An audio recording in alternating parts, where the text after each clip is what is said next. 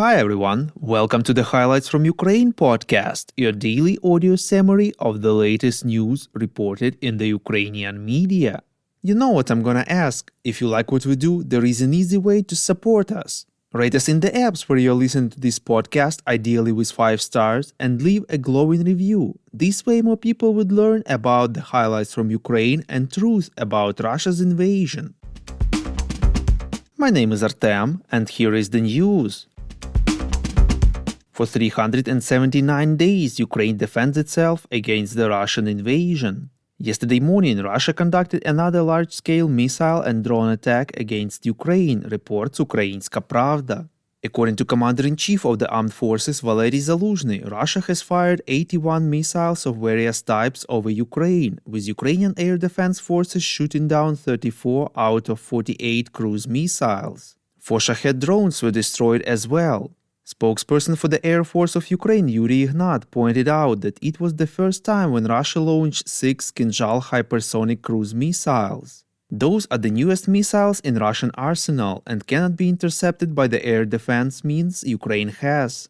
Russia also launched 6 Ha-22 cruise missiles that have the largest warhead among those that Russia has, 950 kg. In the result of the attack, at least 5 people were killed in Lviv Oblast when the enemy missile fell in a residential area in Zolochiv district, destroying 2 houses. All of the victims are civilians. In Kyiv, the attack resulted in 3 people wounded, 5 cars burned, and another 15 damaged. Overall, 3 thermal power plants belonging to the private Detek Energo were damaged. No casualties have been reported there. Slovak Defense Minister Jaroslav Naď said that Poland has agreed to jointly provide MiG-29 fighter jets to Ukraine, and it is time for the Slovak government to make a decision on this issue, reports European Pravda. He did not specify how many planes could be given to Ukraine, but earlier Slovakia was considering providing Kyiv with 10 of its 11 Soviet-made MiG-29s. All those planes are no longer in service. Later, the Polish president's office confirmed that Warsaw is ready to provide Kyiv with a certain quote-unquote not large number of Soviet MiG-29 fighter jets. Poland transferred the remaining 10 of the 14 promised Leopard 2 tanks to Ukraine, reports Unian. According to the Polish defense minister Mariusz Błaszczak, the training of Ukrainian servicemen on Leopard 2 tanks was recently completed in Poland. He added that he is negotiating with his Spanish colleague Margarita Roble regarding the possible provision of more tanks for Ukraine, perhaps 4 more.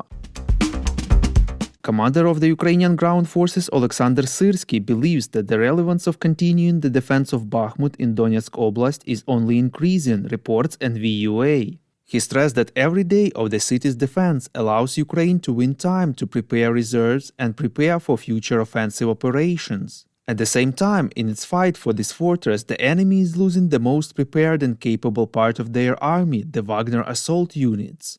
Syrsky said that Ukrainian forces did not allow Russians to take the city into operational encirclement, but the situation remains complicated, reports Ukrainska Pravda. He admitted that the situation there is dynamic. The Defense Intelligence of Ukraine informed about the first 5 months of use of the satellite purchased with the donations from Ukrainians, reports Novinarnya. According to them, the ICI spacecraft has helped to detect and destroy thousands of pieces of Russian military equipment. For example, 45 planes, 27 helicopters, 6 Iskander mobile short-range ballistic missile systems, 36 S-300 anti-aircraft systems, 11 radar stations, and many more. On 18 August 2022, Sergei Prytula, Ukrainian comedian, TV host and activist, reported that his foundation had purchased a satellite and access to a satellite imagery database for the Ukrainian army for more than a year for $16.3 million donated by ordinary Ukrainians. The American Film Academy refused to show the address of the President of Ukraine Volodymyr Zelensky at this year's Oscar Awards ceremony, reports Radio Liberty. According to the sources of the Variety magazine, this was the second time that the organizers of the award have refused Kyiv. According to the sources of the publication, he expressed concern that Hollywood is paying attention to the war in Ukraine because it concerns white people, but is ignoring the rest of the conflicts around the world.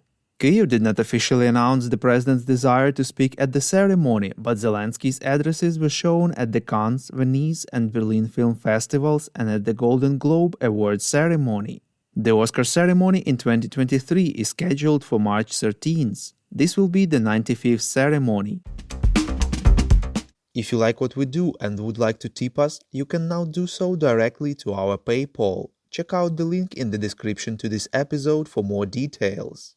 And as usual, you can subscribe to our Patreon.